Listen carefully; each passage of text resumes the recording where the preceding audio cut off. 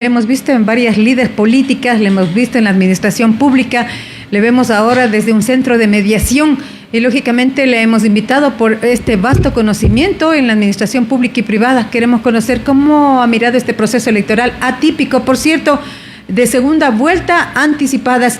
Doctora, ¿sufragó ya? ¿Lo hizo con normalidad? ¿Cómo mira usted desde su punto de vista el proceso que se cumple este día? Bienvenida, muy buenas tardes. Sí, muy buenas tardes, Pati, Osvaldo, un saludo a todos los personeros de Radio Centro y sobre todo un saludo muy cordial a toda la ciudadanía de Ambato y de la provincia de Tungurahua que nos están escuchando. Efectivamente, vengo de sufragar en el cantón Pelileo, yo voto en Pelileo. El proceso que se está dando me parece que es normal, salvo unos 2 o 3 incidentes que se han controlado ya, pero este proceso electoral me parece un proceso inédito en el país. Venimos primeramente de una muerte cruzada, pasamos de una primera vuelta con el asesinato de un candidato presidencial, algo que jamás había sucedido en nuestro país. Y bueno, esperemos que la persona que gane hoy sepa enrumbar a nuestro Ecuador, sepa conducir a nuestro país con seguridad, sobre todo, que es lo que hoy reclamamos todos los ecuatorianos. Para eso tenemos que unirnos todos, dejar a un lado las camisetas y las banderas políticas, porque si no, vamos a continuar con lo mismo que ha pasado con el anterior gobierno. Se dice, se manifiesta que lo último que se debe perder es la esperanza, que hoy cuando se dé a conocer los resultados, se podría decir extraoficiales, cerremos filas indistintamente de quién sea el triunfador.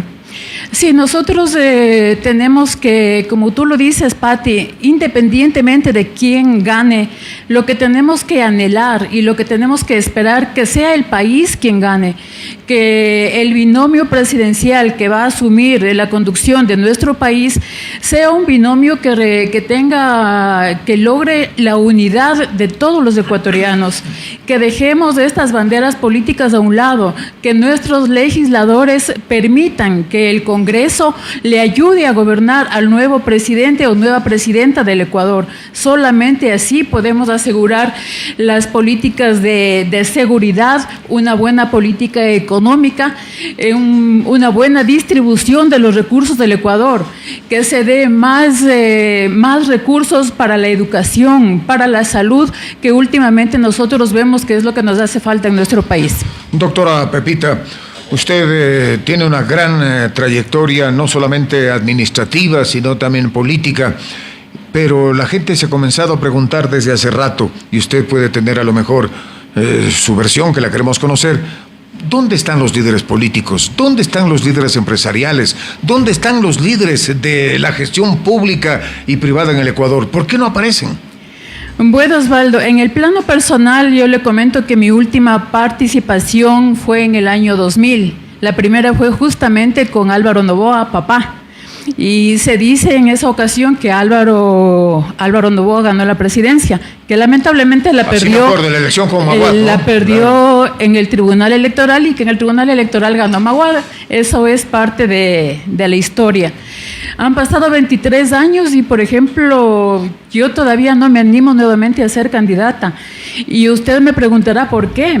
La clase política lamentablemente está ahora mal vista, pero ¿por culpa de qué? De ciertos políticos que únicamente piensan en llegar a sus cargos, enriquecerse, sin pensar en que la ciudadanía los eligió. ¿Para qué? Para que trabajen por ellos. Es por eso que desde el sector público en el que yo me he desenvuelto, siempre he tratado yo de ayudar a la ciudadanía. Y ahora muchas veces me dicen, claro, hoy estoy en el sector privado, pero ¿qué es lo que extraño yo del sector público? El contacto que he tenido yo siempre con la gente. Sea en cualquier instancia en las que yo pasé. Por ejemplo, tuve la gran oportunidad de trabajar con las 44 parroquias de aquí de la provincia de Tungurahua, en Conagopare. Pude conocer la potencialidad que tienen cada una de nuestras parroquias, y le escuchaba quisiera decir también acá a nuestro querido amigo Juan Carlos que tenemos que potencializar el turismo. Nuestras parroquias son ricas en lugares turísticos, pero lamentablemente nosotros mismos no lo sabemos aprovechar. Por eso tenemos que brindar más apoyo a lo que son los gas parroquiales. Tenemos que unirnos y seguir apoyando a nuestra alcaldesa. Yo no soy del partido de Pachacutic, pero tenemos que darle un tiempo. Estamos prácticamente 5 o 6 meses recién de administración. Tenemos que ver cómo sigue evolucionando. Pienso que es una mujer muy inteligente. Del gobierno provincial tenemos ya la experiencia con el doctor Manuel Caizabanda, que ha venido desempeñándose muy bien en la labor administrativa pública. Tuve la oportunidad y el orgullo de acompañarle 8 años en el municipio de Pelileo y sé la capacidad que tiene el doctor Manuel. Esperemos que también la ingeniera Diana Caiza sepa no defraudar a los tungurahuenses. Esperemos un poco de tiempo, no podemos todavía juzgar si la administración es buena o es mala. Pienso que lo vamos a hacer un poquito más adelante. Ahora, doctora, la pregunta del millón, ¿por qué fracasan los partidos políticos?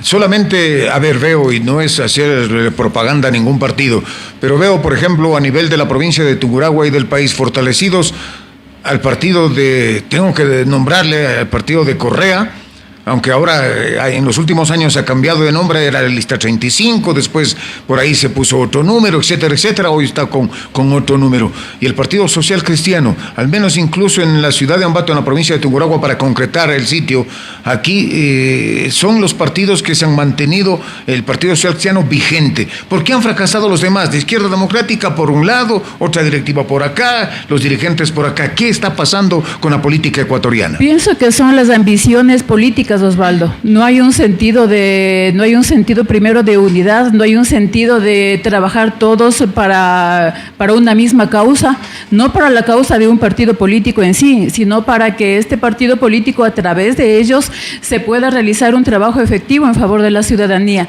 Lamentablemente, y lo digo aquí en Tungurahua, hemos visto candidatos que en una elección están en la lista 30, en la próxima ya están en la 40, a la próxima elección ya están en la lista de útiles 80. Escolares aparecen. Así es, entonces no existe una verdadera conciencia política, es un clientelismo político. ¿Pero por qué ese fenómeno? Se van ofreciendo, si los partidos políticos no los buscan, ellos van a los partidos y les dicen, vean, yo quiero ser candidato, o de pronto yo tengo tanto de dinero para la campaña política, pónganme a mí primero. De pronto puede suceder eso, pero pienso ahí comienza la corrupción también, ¿no? Pienso que los partidos políticos, los dirigentes y quienes cumplen las funciones de elegir a los candidatos deben hacerlo viendo la capacidad de cada uno, no el oportunismo político. Eso la ciudadanía se da cuenta. Tenemos que decirle no al oportunismo político, tenemos que buscar personas que tengan una verdadera formación, no solamente en lo profesional, sino una verdadera formación en lo moral, en lo ético, que es muy, muy fundamental en estos días. Vuelvo a la pregunta anterior, ¿dónde están los líderes políticos? Ellos son los que tienen que enderezar el entuerto. No hay líderes, no hay gente que realmente aglutine a partidos políticos solventes, y también la responsabilidad de los entes de control, por ejemplo el Consejo Nacional Electoral, el Contencioso Electoral. Alguien tiene que decir, vean, ñatitos, las reglas son claras, para hacer un partido político o para aprobar un partido político hay que cumplir con estos requisitos. ¿Y por qué no los controla nadie? Osvaldo, mire, pienso que líderes como lo fueron, por ejemplo, León Febres Cordero, Rodrigo Borja, en su época también Abdalá Bucarán, como lo fue también Correa, nos guste o no nos guste, seamos o no seamos partidarios de ellos, pero fueron verdaderos líderes políticos. Pero lamentablemente no se ha seguido una formación en política de las personas para que puedan prepararse para conducir un país. Lamentablemente hoy estamos improvisando. De los candidatos que estuvieron en la primera vuelta, prácticamente ninguno ha tenido una formación prácticamente política y se ha preparado para poder conducir al país, para poder generar todas estas políticas que todos los ecuatorianos necesitamos. ¿Y por qué ganan las elecciones, doctora? Bueno, ganan las elecciones porque tenemos que votar por alguien. Hoy tenemos dos opciones. ¿Qué tal, Osvaldo? ¿Votamos por simpatía? A usted no le gusta ni el uno ni el otro. ¿Qué tiene que hacer? nosotros tenemos que ser responsables, tenemos que hacernos prácticamente responsables de nuestro voto. Por ejemplo, yo votar nulo jamás lo haría. Yo tengo que ser yo soy una persona pensante y yo puedo estar... Que no le den votando, no le den eligiendo. No me den pensando, y yo tengo que asumir si yo voté por una persona o me equivoqué o salió bien. Pero tenemos que votar con responsabilidad, que es lo principal. Quiero tocar un tema con usted bastante, no sé si duro, no sé si comprometedor. Esta situación de la justicia con estos fallos de algunos jueces en el país, mucha gente, hay expertos que han dicho, ya, cambien la forma de elegir a los jueces en este país, especialmente aquellos que tienen la obligación de manejar estos casos emblemáticos, cuando tenemos la invasión del narcotráfico, el crimen organizado. ¿Cómo frenamos esta jauría de elementos negativos que están destrozando al Ecuador? Osvaldo, primeramente debemos garantizar la seguridad en nuestro país, eliminar de raíz lo que es el narcotráfico, porque ¿de qué nos sirve que cambiemos a los jueces si, por ejemplo, Osvaldo Vela es un juez, le amenaza el narcotráfico, la mafia a su familia si no da tal o cual dictamen? ¿De qué nos sirve que sea un juez probo, un juez honesto, cuando tiene atrás las amenazas contra su familia? Entonces, por eso es muy importante generar la seguridad en nuestro país, eliminar las mafias, eliminar todo lo que es el narcotráfico, pero eso se lo puede hacer con mano dura. Que los concursos de merecimientos que se hace para los jueces sean transparentes, porque la justicia no tiene que estar politizada de ninguna manera. La justicia, el Congreso deben ser totalmente independientes y no deberse a un determinado partido político o a tal o cual persona. ¿Deberán existir poderes como el Consejo de Participación Ciudadana y Control Social o el Consejo de la Judicatura? El Consejo de Participación Ciudadana y Control Social me parece que está de más. Está de más porque para mí es un ente que ha dado mucho que decir en el tema de corrupción. Un voto, 2 votos, ¿cuánto cuesta? Ahí no se ve la capacidad, no se ve el currículum de las personas. Ahí se vota, cuánto tienes, cuánto vales, y si me das, voto por ti. Entonces, me parece que está de más el Consejo de Participación Ciudadana. Hay que mencionar, necesitamos cambiar las leyes porque es garantista de demasiados derechos. Por eso es que los delincuentes roban este momento y luego se buscan medidas de amparo y están pasado mañana en libertad. Sí, Patricia, esa es una función del legislativo. Por eso yo vuelvo a topar el tema de que en el legislativo tenemos que unirnos, tenemos que nosotros también como tungurahuenses estar pendientes de la labor de nuestros legisladores. ¿Hacer seguimiento? ¿Qué es lo que hacen?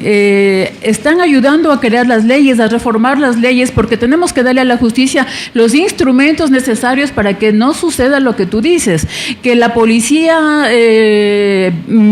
les coge presos a los delincuentes, al otro día, a los 2 días ya salen con una acción de protección o porque no se hizo bien un papel. Es decir, nosotros como ecuatorianos, como tungurahuenses, estaremos muy pendientes de lo que haga el Congreso, la Asamblea Nacional, de lo que hagan nuestros legisladores, porque no se trata solamente de ir y si es que el gobierno está a favor de lo que yo pienso, le apoyo, y si no, no. Tenemos que darle la gobernabilidad a la persona que llegue a ser presidente, porque además el tiempo es muy corto, es 1 año, 5 meses que tenemos para que el próximo presidente o presidenta de nuestro país sepa conducir a nuestro Ecuador por los senderos de seguridad, sobre todo. Repetimos constantemente, el nuevo presidente debe hacerse cargo, sin lugar a duda, de 3 temas fundamentales. Parece que el primero a solucionar la seguridad, el segundo a solucionar es el empleo, porque la gente se queja y claro, debe inyectar recursos económicos para generar dinamismo, traer inversión extranjera, porque lo que menos tiene el Ecuador en este momento es recursos económicos. Se dice que el país tiene ya una deuda que superaría los 81,000 millones de dólares. ¿Cómo transformamos esta realidad? Hablamos de seguridad, pero no sabemos el cómo. decimos sí, más seguridad, pero ¿cómo lo vamos a hacer? Pati, tenemos que cambiar el sistema carcelario. Nosotros vemos que en otros países las cárceles son verdaderos centros de rehabilitación. Acá las cárceles o llamados centros de rehabilitación no rehabilitan a nadie. Tenemos que poner en esas instancias superiores personas que sepan lo que van a hacer. ¿Cómo lo van a hacer? No podemos poner personas improvisadas. Como lo comentábamos anteriormente, lamentablemente en el gobierno de Guillermo Lasso hemos visto que no ha habido personalidades que puedan realizar una buena labor en tal o cual ministerio. Eso depende mucho, Pati, de quienes vayan a gobernar. Esperemos que los próximos mandatarios sepan gobernar con personas idóneas, sepan, por ejemplo, en el Ministerio de Finanzas redistribuir los recursos de una mejor manera, y ponernos al frente de las instituciones, por ejemplo, en el tema de salud, poner una persona que vaya a controlar que las medicinas que se compren se lo hagan con verdaderos procesos limpios, transparentes, que esos dineros no se desvíen para otros lados. Solamente así podemos cambiar, pero también tenemos que reconocer la labor de nosotros como padres de familia, inculcar la formación en nuestros niños de valores, la honradez, la responsabilidad, la puntualidad, el mismo hecho del saludo y el respeto a los padres que hoy prácticamente no existe. No se respeta en casa papá, mamá, peor en la escuela, en el colegio. El niño, antes nosotros respetábamos a nuestros padres, a nuestros profesores, hoy medio se les levanta la voz, se quejan en contra de los profesores, van a denunciar a los padres. Entonces esa es nuestra labor como miembros de una sociedad, educar en valores a nuestros niños, a nuestros hijos, a nuestros adolescentes, que serán ellos quienes van a manejar el futuro de nuestra patria. Me deja con un pensamiento, y nos hemos quejado de administraciones anteriores en donde el latrocinio fue la característica de X gobierno. Ha pasado el tiempo, pero las cosas no han cambiado. Lo mismo ha dado izquierda que derecha. Y en realidad usted dice, y como ciudadanos debemos hacer una mea culpa. ¿Qué están haciendo, por ejemplo, en las escuelas, en los colegios, en las mismas universidades? ¿Dónde están los profesionales formados, lógicamente con el conocimiento académico, con la praxis, pero sobre todo con los valores, que parece que en la actualidad no existen? Sí, en la actualidad no existen, se han perdido los valores. Sobre todo vemos que, como le mencionaba anteriormente, cuando uno vemos que una persona asume un cargo, únicamente va a pensar cuánto voy a llevar. Ya no se lo hace por el interés, por el beneficio de la ciudadanía. Lamentablemente, si es que nosotros como sociedad, como personas, como seres humanos, no se cambia esa manera de pensar, no cambiamos el hecho de que la ciudadanía está confiando en nosotros para que hagamos bien las cosas, el hecho de que nosotros damos un voto para que una persona nos represente, para que una persona saque adelante a nuestra provincia, para que una persona saque adelante a nuestro país. No votamos para que se vaya a enriquecer, votamos para que sepa actuar con responsabilidad, con honestidad, que son valores que prácticamente hoy en nuestra sociedad se están perdiendo, lamentablemente. Muchas gracias a la doctora Pepita Bourget, ha estado con nosotros, le hemos invitado. Quiero terminar esta entrevista preguntándole, ¿la mediación es una especie, algo de solución no solamente a problemas entre una o dos o más personas, sino más bien es una especie de un trámite de paz, doctora? Sí, con la mediación nosotros estamos fomentando la cultura de paz que está garantizada también en nuestra Constitución. En la mediación, las dos personas que están en controversia, las dos partes que llegan a un centro de mediación, prácticamente llegan a un acuerdo. Cuando vamos a un juicio, nosotros siempre decimos, yo gané el juicio, o tal persona ganó el juicio, o yo le gané el juicio a Osvaldo, Osvaldo perdió el juicio, pero en cambio en la mediación las dos partes ganan y prácticamente lo que usted dice, se dan la mano, salen en paz y llegan a un acuerdo en la que las dos partes se benefician. La doctora Pepita Burgés, directora precisamente de un centro de mediación. Que le vaya bien, doctor. Sí, muchas gracias, Osvaldo, Patricia, y si me permiten una cuñita, el Centro de Mediación, Justicia Alternativa y Social, estamos a las órdenes en el edificio Mutualista Ambato, ubicado en la avenida Ceballos, 5º piso, les estaremos esperando con mucho gusto. Muchas gracias. La presencia de la doctora Pepita Burgés ha estado con nosotros en